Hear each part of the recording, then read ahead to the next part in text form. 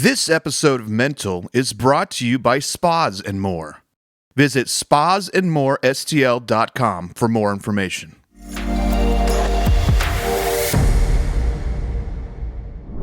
Andy, welcome back. Great to be here.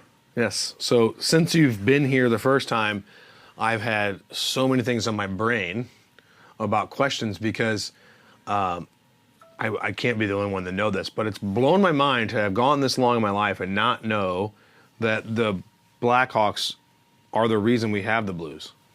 That's very true. William Wirtz in particular is the one to thank for it. Yeah.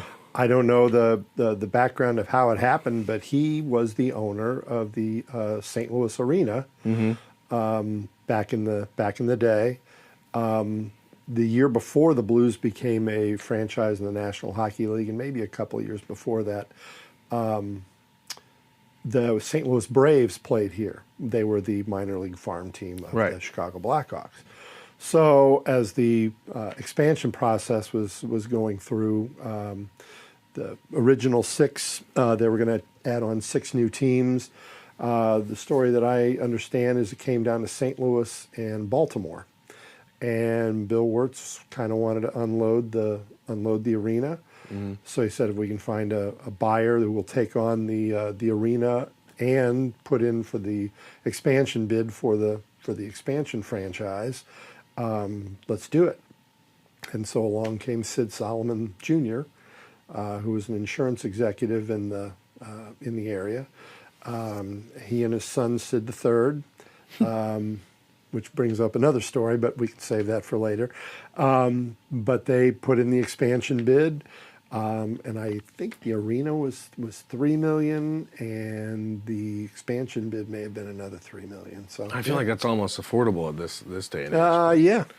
But that has been on my brain, and I thought to myself, I wonder what else Andy knows that I don't. And besides a ton of things, I'm sure, just St. Louis sports. And I don't know, we touched base a little bit on the NBA expansion with I don't think it was expansion, right? It was the Hawks. Did we get them from somewhere and then they moved to Atlanta, or how did that? The Hawks came from Milwaukee. And Ben Kerner was the owner of the team in Milwaukee. They weren't drawing very well or not, and so he brought them to St. Louis. And one of the guys that was on that team was a young man named Bob Pettit, who had played at LSU, and he took off playing here in St. Louis and became a Hall of Famer and retired as the all-time leading scorer in the league. Yeah, I was a big when you talk about that era of basketball, I had a VHS of the Pistol Pete Maravich story. Sure. And I used to give myself basketball homework growing up, because that's what he had, basketball homework. And one of my favorites was when he was dribbling on a train track, or he would be blindfold himself and dribble around the living room. But in particular, one that I still passed on and have my sons do is he would hold the basketball here. Did you ever see the film? Well, yeah, I want to hear the story. I want to hear from you. So when he would hold the basketball here on his shoulders, and then he would let go, and you have to clap your hands and then catch it before it goes. Wow. And so that was a reflex thing that we always would do. And it was highly enjoyable because it wasn't just like a 80s montage. They went through the training processes of what he was doing when he was a kid, so you could really kind of go back and practice them. I remember seeing a segment on the CBS Evening News. This is when Pete was still in college. And they had a reporter named Haywood Hale Brune. Okay. And he would do features, and he would report. He reported from the '68 World Series here in St. Louis, but he did a segment on Pete Maravich. Never heard of him before, So I was only 7 or 8, so I get a little slack there. Yeah. But his dad was the coach, and he was averaging over 40 points a game, and and so on and so forth. And his dad was one of the first to break the color barrier with basketball. Yes. He had coached at North Carolina State, and he coached at LSU, where Pete went. A few years later, CBS, when they carried the NBA, they did a segment called Red on Round Ball, which was Red Auerbach. Okay. And I can still see the opening sequence was sort of Red Auerbach in claymation, and cool. Kind of moving around or whatever. Yeah. Of course, he had the cigar and all that. But and he would bring the greats of the league in to talk about various aspects of the game. And I remember one thing that he did with Maravich was he had Pete show some of his drills or whatever, and Pete did this thing, and you may already know about it, but he would start with the ball here, and he would slam it down, between his legs or whatever, and catch it behind his back. Yep. It's a dangerous move. Very dangerous for a move. young man. Yes. Or an old man. Yes. How do you know if you're good at that? If you've never done it before. Well, you got to take your chances. Yeah. Right. So. Yeah, he had a lot of cool stuff. Yes. And I'm trying to remember up until very recently, if not still, because of that, was it Pistol Pete or was it Bob Cousy? One of them was the all-time leading scorer in college. It's Pete. It was Pete, right? Yes. Yeah, and still is. Yeah, that's what it was. Yeah. And that was before the three-point line. That's correct. And he only played 3 years. Freshman award eligible back when he played. 3,667 points, I believe. That's crazy. 44.2 per game. Yeah. Without a three-point line. Without a three-point line. I can only imagine, because he was shooting the long ball. Oh, absolutely, yeah. He would have been even more. Yeah. Yeah, And he had a great all-around game. He could drive to the basket. He was 6'5", I think. But yeah, the outside game was no problem for him either. I wonder if it was because he was elite within his own field at the time, right? No one was really doing what he was doing. No. There have been a lot of hopefuls to try to come to the throne. But yeah, Pete is, how many years is that now? Almost 60 years later, he's still the all-time in a leading sport that's scorer. consistently evolving, and probably, I would say, for me anyway, peaked in the 90s. I don't know that it's ever gained the same notoriety. Oh no, the Jordan 90s, the Jordan era. Bulls definitely brought a white hot spotlight on the league.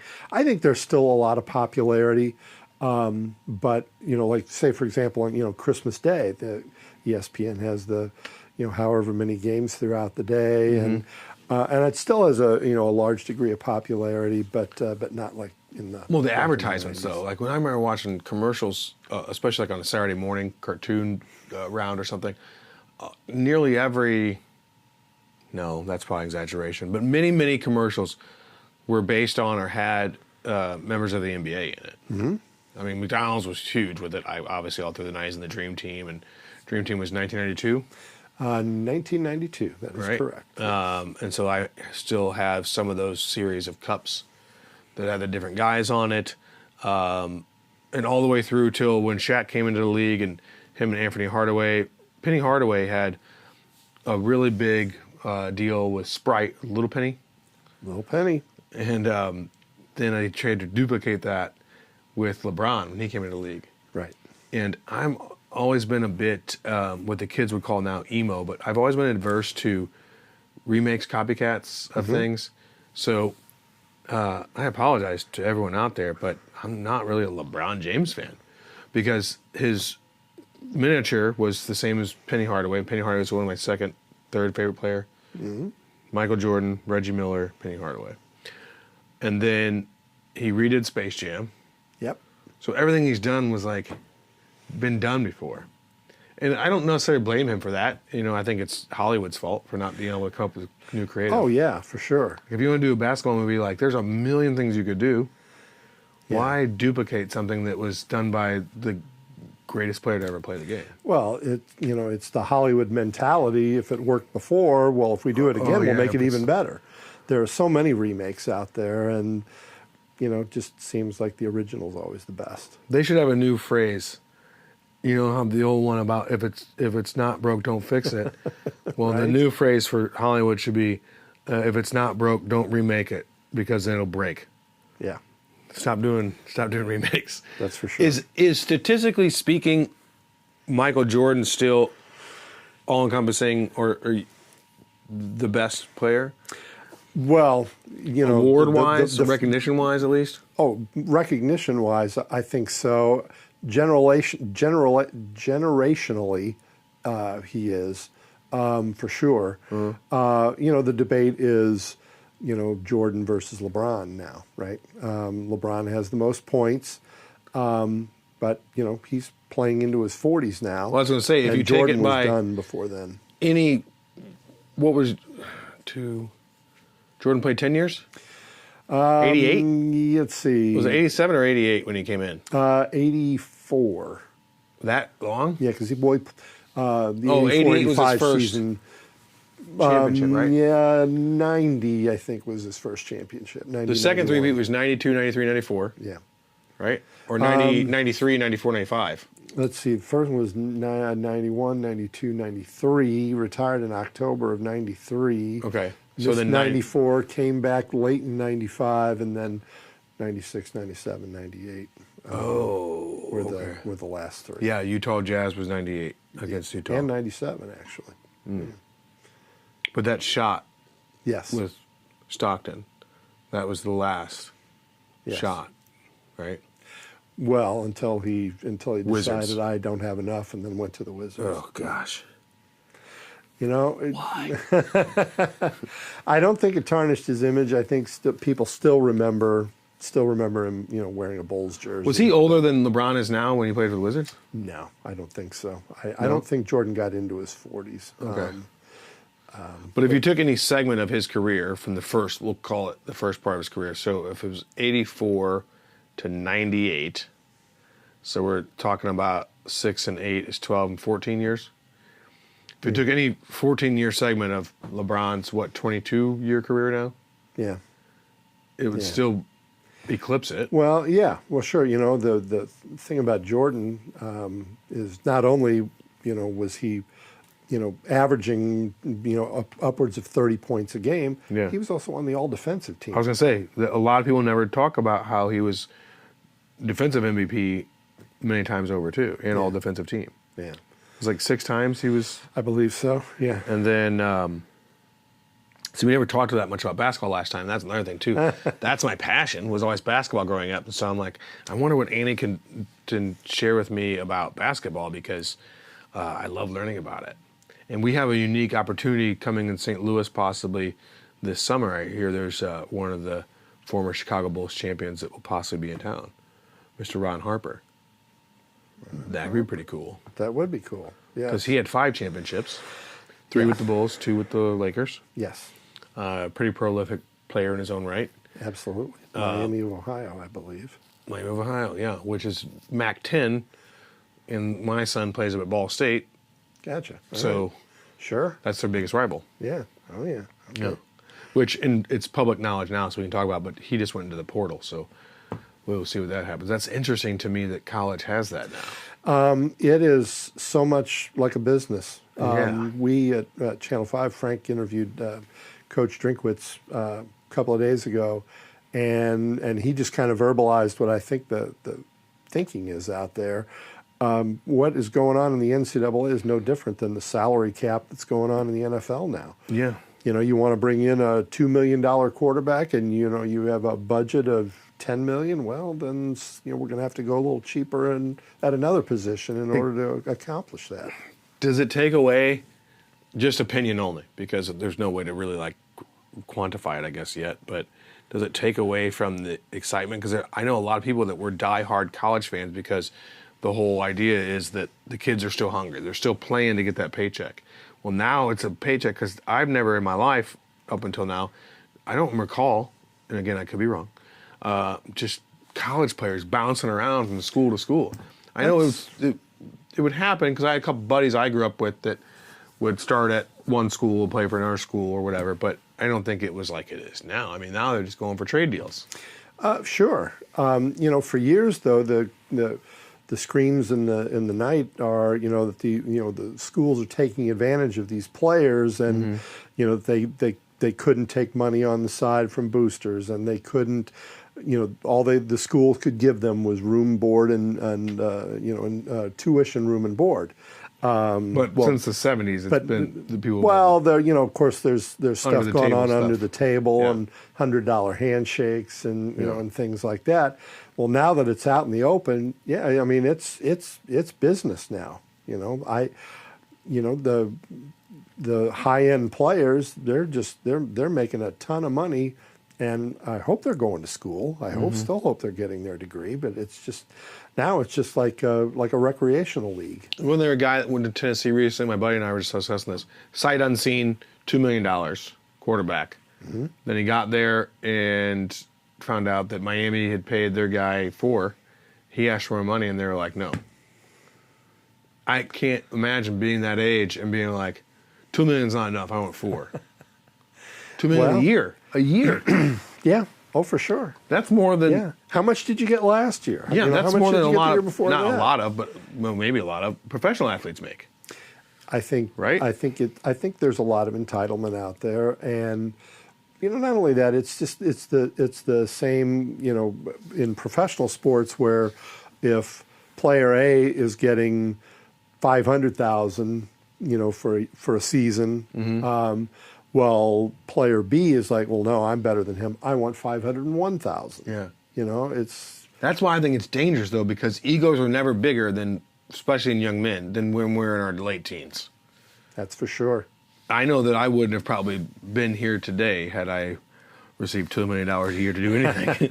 I would have blown it all and maybe been for sure. living in Thailand or something. Who knows?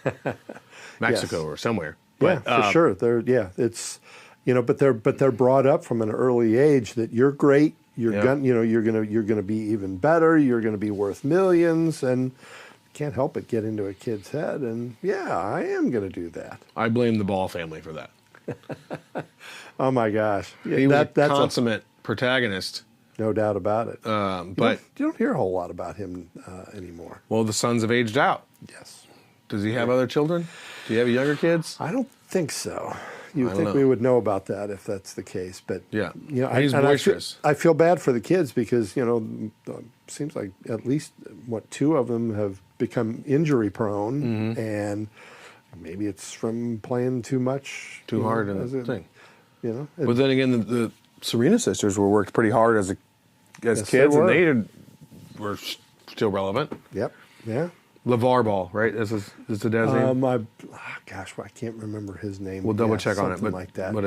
But he reminded me early on because I was a big fan of not only Michael Jordan, but what is referred to in some circles as the holy trinity of Mikes in the 80s and 90s, and that was Michael Jordan, Michael Jackson, Mike Tyson.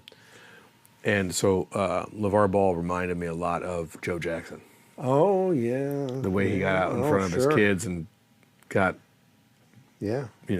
money for them, and it was their agent and all these other things, and I don't know. It doesn't agitate me. It just seems a little bit foolish to.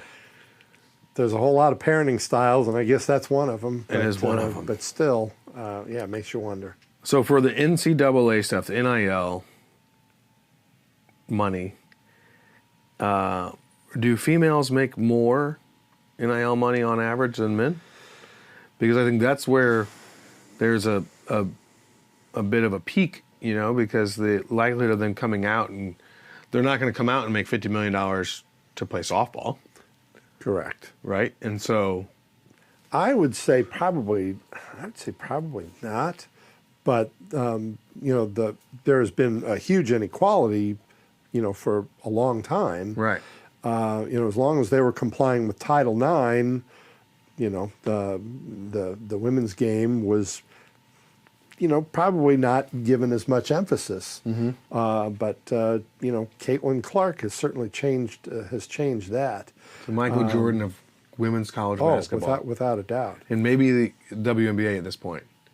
Yeah. I mean, what a first season. Yeah.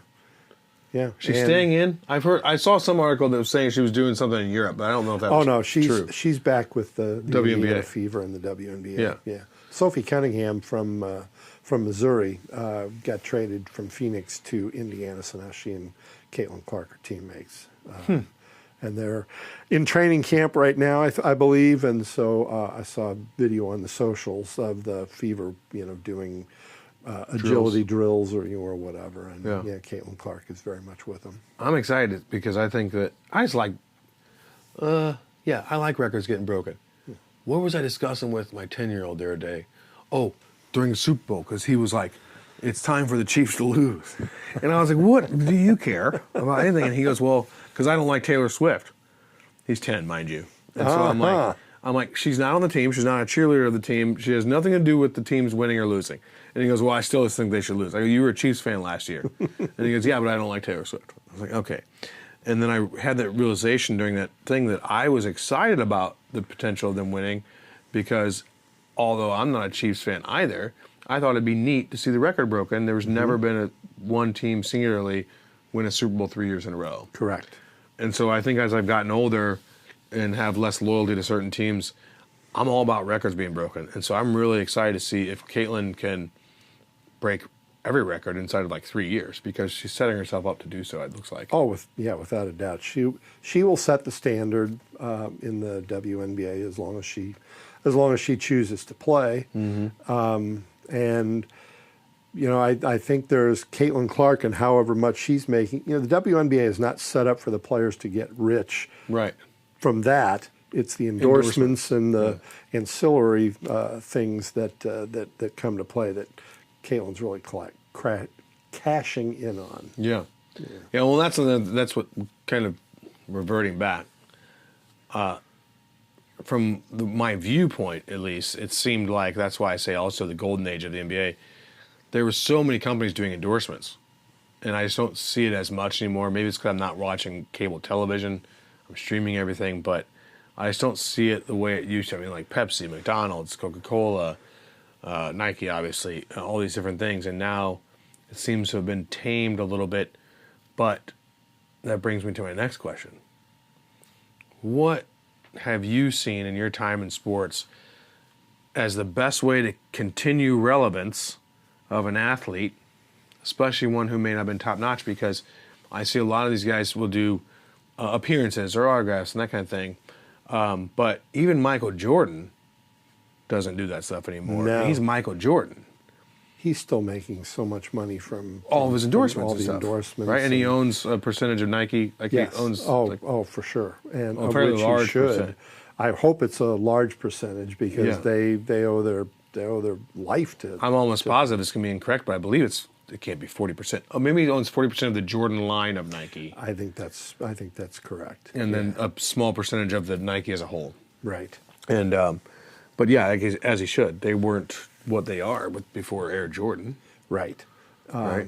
And God bless Dolores Jordan, if you saw the movie, or whatever, and the hand that she had in kind of guiding Michael, and because he was a Converse guy, I think it was. So what was that film? It's fairly new, right? It was about the shoe. Yes, it was about the shoe deal. Yeah. Air, was it Air? I think. We'll look it up. Yeah, and we'll there plug we it go. in.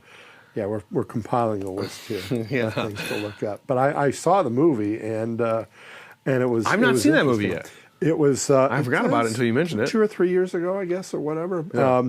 And the thing that was interesting was that they never showed Michael Jordan's character from the front. It was either back or or in shadow or whatever. Couldn't afford to get him in there.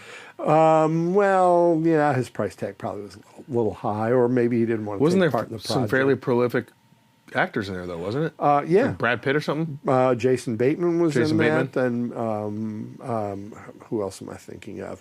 No, the names are escaping. Some guys that make some money, for sure. Yeah. Yeah. It wasn't a slouch thing. No, it wasn't.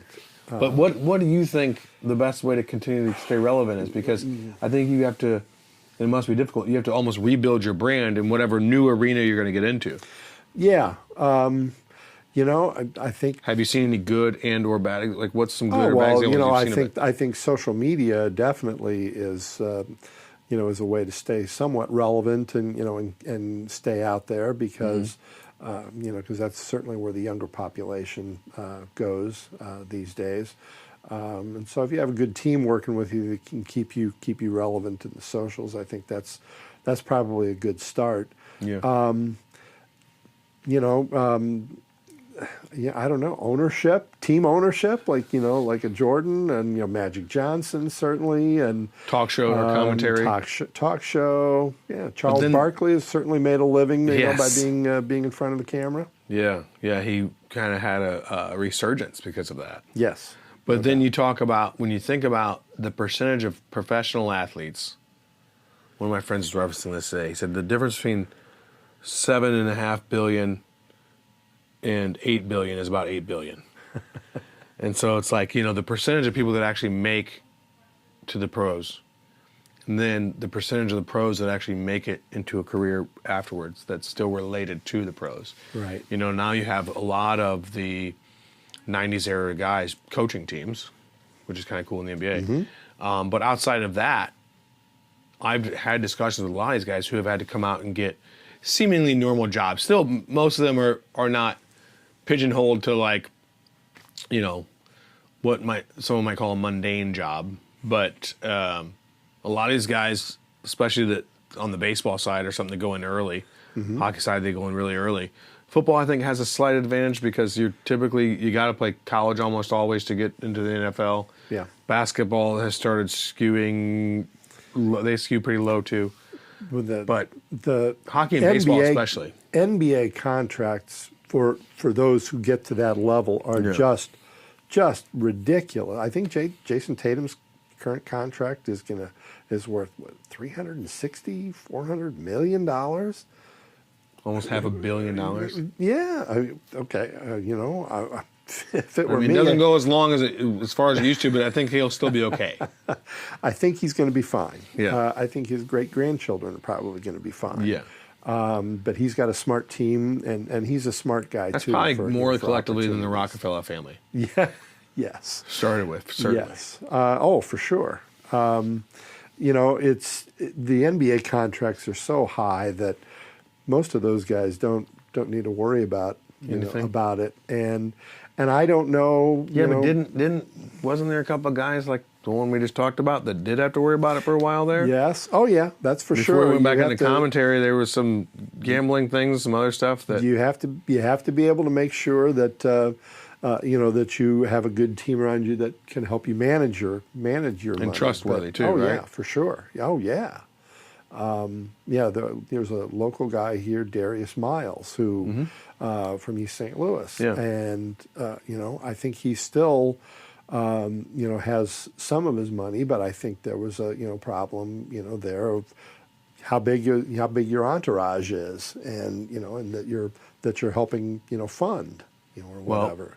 Or like the Mike Tyson talking about the Trinity again, he just didn't have any clue and got taken for everything. Right. You can even go back to the days of Joe Louis, the boxer, who my dad sort of used him as an example to me about making sure you don't squander your money. He was not a sports fan. Of course he knew I was, and so he would say that he made hundreds of thousands of dollars, but he didn't pay taxes, and so he wound up poor, and he's a doorman. It was a greeter at a casino in Las Vegas for a while. This is the former heavyweight champion of the world. You got to have the right people and the people to trust that are going to take care of your and entourage too. Yes. That was a big deal, especially in the late '80s, because the MC Hammer, who's now, I believe, returned to music as a Catholic rapper. That's an interesting niche. Christian rapper. Okay. All right. But he was notorious for having, I know he's not sports related, but he had 80 to 100 people everywhere he went in his entourage, and they were all being well paid. That's crazy. It is crazy, and I want to say that he had a good heart and just wanted to take care of people. But well, he is a pastor or a reverend, so maybe that is the case. Yeah, maybe it was about being a good. Because I've never seen an interview where he's really in particular egotistical or an abomination of any kind. He seems like a good human. Yeah, he does seem like a good human, but you got to take care of the money before you can take care of others. Yeah. Yeah. So, what would you think has been a good example of a career shift? Right, like outside of sports, can you think of any athletes that have not been color commentators or ESPN news or that kind of thing that have kind of shifted into a new era of their persona? Well, I don't know how great an example this is, but it's one example. The Hall of Fame pitcher Tom Seaver decided at some point while he was still pitching for the Mets that he wanted to get into the wine business. And so he researched it, and I think his brother-in-law asked him, what are you going to do when you stop pitching? He goes, I think I'm going to get into the wine business. And he'd never thought about it before, but that just kind of came out of his mouth. Yeah. Well, he ended up buying property in Napa Valley on this sort of mountain, I guess, or whatever, but the soil was fertile and, had all the right conditions and whatever, and now his wines are among the most sought after, certainly in the United States. God rest his soul. In all the land. Yeah. But I'd say he did just fine with just fine with that. Yeah. John Elway's got wine. And Elway, it seems like a lot of Seven guys. Cellars. A lot of guys have moved into that. Eddie Liquor Belfour, or- I just found out recently, has okay. put out a bourbon, and was here in St. Louis not too long ago, go selling it. But apparently he's up to his, he's hands on in the business, and it's a pretty good product from what I've heard. Hull's part of Codago. Yes, yeah. So, that's the way to go. Is just, I think, to invest Rebrand well yourself. and that's the way to rebrand yourself. Yeah. Excellent. Well, it's been an absolute pleasure having you on here again. Likewise. And hopefully we can rebrand you over the next couple of years from behind the scenes to in front of the scenes, because I really thoroughly enjoy our conversations, and I'm gracious for you to come in here and share your knowledge with myself and the others, and I'm going to keep an eye out for when you finish one of those books. Yeah, I appreciate that. And until then, hopefully you'll continue to come back and have great discussions with us. Always love our conversations. Great. Hope we do it. Thanks, sir. Thank you. See you guys later.